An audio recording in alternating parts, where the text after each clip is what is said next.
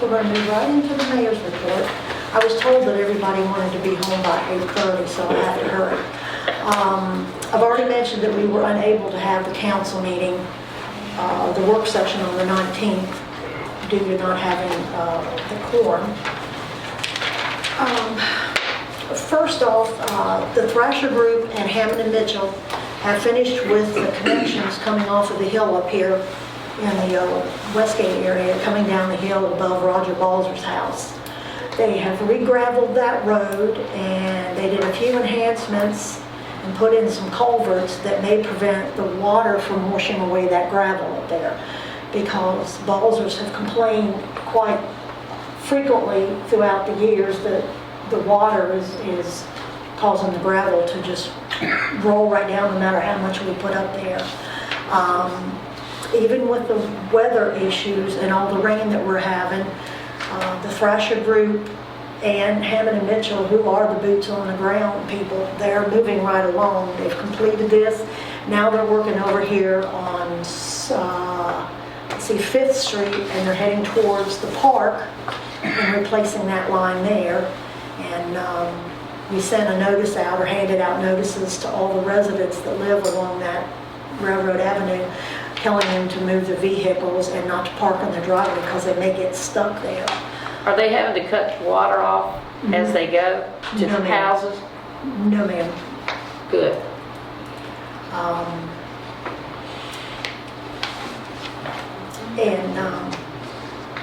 Back on May the 17th and 18th, which was a Saturday and a Sunday, we had a water line break up here at Veterans Park just as you come into Iron Gate.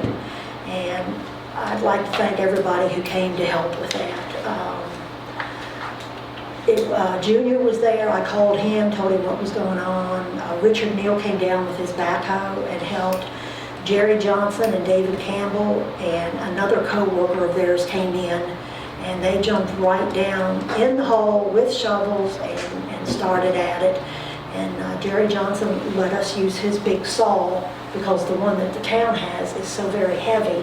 It's hard to lift it down into the hole, and then it's even harder to lift it back out to someone else. So that was nice that they came. And then of course we had a few spectators that came to see what was going on, and that's always good. So they had a hands-on view of what the town was doing. And then again on Monday, May the 19th, we had another water break down here on 8th Street. I received a call from Richard Neal, and he said that the water was actually on the sidewalk, but now it was going out into 220 and coming underneath the blacktop. And when you walked on the blacktop, the water was coming up from the asphalt. And so we were able to get in touch with Western Virginia Water Authority, explain to them what was going on, and they came and Brought their biggest equipment. brought their equipment and their men. They had to go to a third party for the little, in order to do the lane closures. It was a little flag, and it stood up when it was green, and then when it was red, it fell back down. They had one at each end. And but they were able to fix that much faster than our guys would have been able to do it, because there was about 6 or 8 of their men there helping. So then we got that taken care of. And then on Friday, May the 23rd, around 1:30, both of the water samples had come back as clear. So we were able to lift the boil water notice up before the long weekend hit. Ashley was nice enough to put that on Facebook for us, and then we called different residents and just told them to spread the word. So sometimes that works better than Facebook does. Some of the fire hydrants in town are being replaced with new fire hydrants with the water line, with Thrasher and Hammond and Mitchell. And I have asked them if they have the water meters, if they will leave them here with us, and then we're going to talk with the fire department and see if there's something that can be done where they can be reused or repurposed, because there's a couple of places on 220 that does not, used to have water, fire hydrants, and now they do not, because people have hit them and they have not been replaced. If we can use the old fire hydrants over there on 220, and get them up and running, then that will help the residents, because it helps their homeowners insurance goes down when you're closer to a fire hydrant. So that is something that will benefit the residents that live there along 220 and those fire hydrants.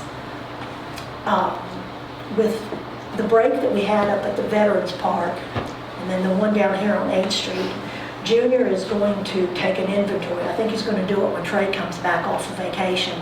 And they're going to do an inventory of the various size pipes that are down there at the Public Works building. Junior said that this town has 8-inch pipes, 6-inch, 5-inch, 4, 3.5, and 2 in various places. And then, of course, there's the couplers at the end that are tightened when you're replacing the pipes. So he's going to do an inventory, and then we'll see how many of those pipes and clamps that need to be replaced. So we'll have them on hand when if we have another water. I know we're going to have another water break. It's just a question of when, but I'd like to have the supplies here. Now this, I spoke with Matt and Dizzy Garden about 4 to 6 weeks ago about what their plans were for the old Canfield building here on Tannery Road. Their future plans might be, and I'm saying might because I haven't heard back from them, so I don't know if they've changed their mind, but the day that we spoke over there, their initial plan was to bring in about 400 head of cattle. They wanted to bring in about 200 heifers and about 200 calves and actually place them inside that building over there so they would be out of the heat, out of the rain, whatever. Sorry. And he said actually in Alabama, cows are kept inside because of the heat and everything, but work would need to be done on the inside of that building to accommodate the cattle, the feeding troughs, the water trough, the hay, the straw, whatever they're going to do. I guess they would take the windows out so there would be enough ventilation going through, and then Sorry, I got questions, man. I've got questions. and then you know, during the winter months, there would be enough of them in there that their body temperature would keep them warm. If this is something that they're still planning to do, then I would like for them to come and do a presentation to the residents of the town, exactly what their plans are. The second thing is, if the residents vote on, say it's okay, then council would have to consider to rezone that to reflect an agricultural environment. So again, I do not know what they're going to do. I haven't heard from them. I've tried to call several times, but Matt Garden is very difficult to get a hold of. So, but I have seen trucks going over there back and forth across the railroad tracks, but I haven't been back over there to see what they've been doing. I can tell you they've been doing. Dropping off all kinds of wood, looking like gates, stuff, they're planning on doing something. Okay, it's all over the parking lot. So, It looks really, you know, messy. Doesn't look good. Okay.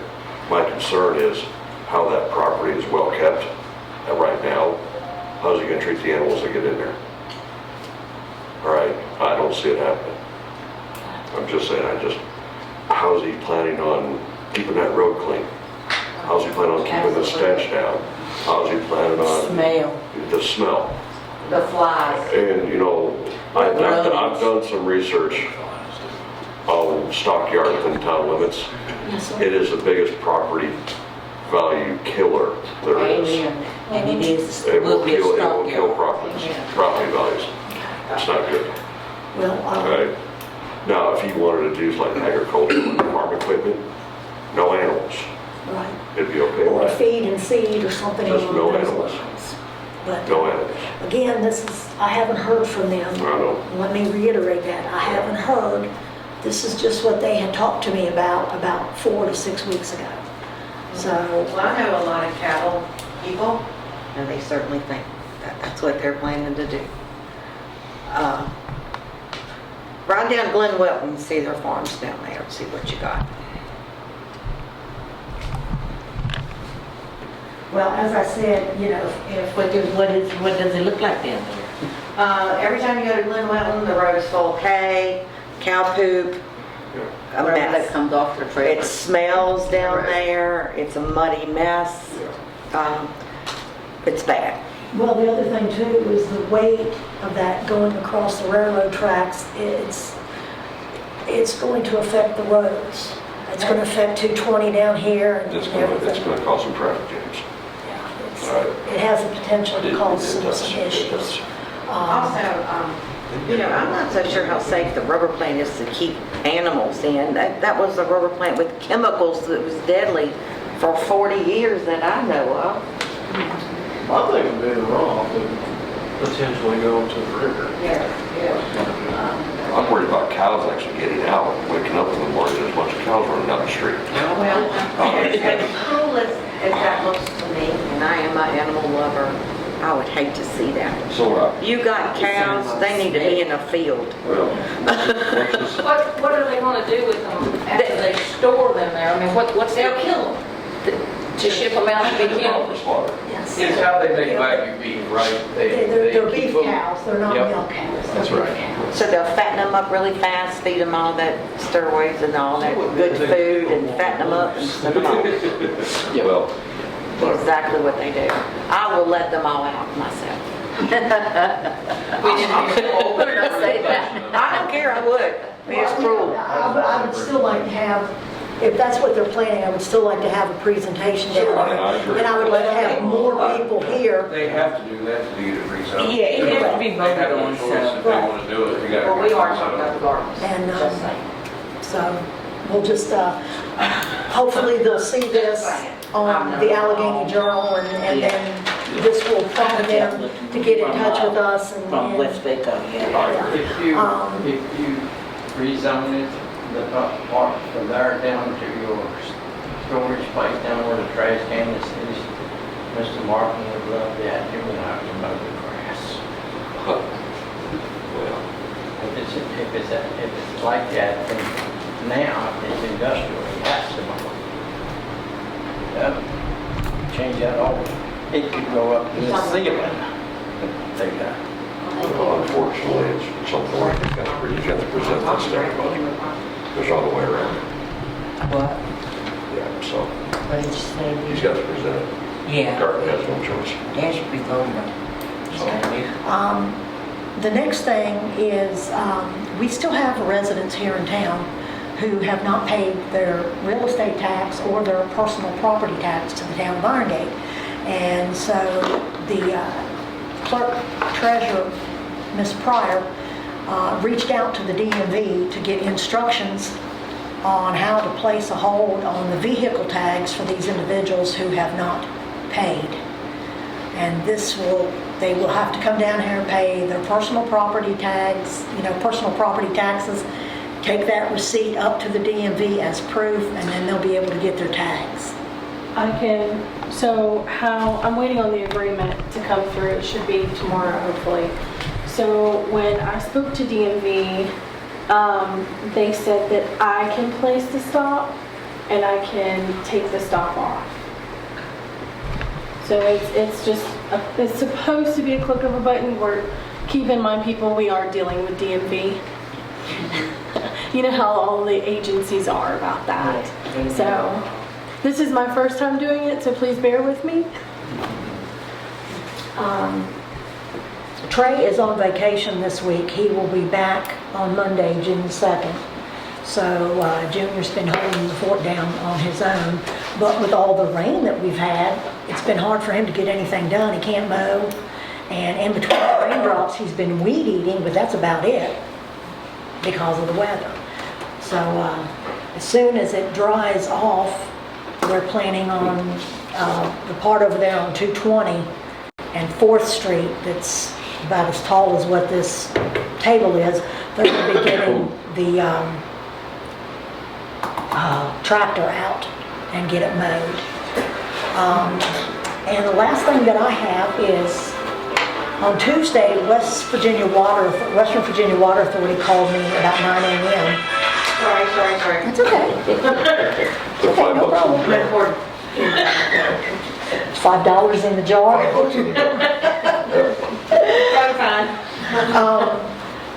They called me about Tuesday morning, about 9 a.m., and stated that the water tank in Glen Wilton was extremely low. Even with all this rain, it was extremely low.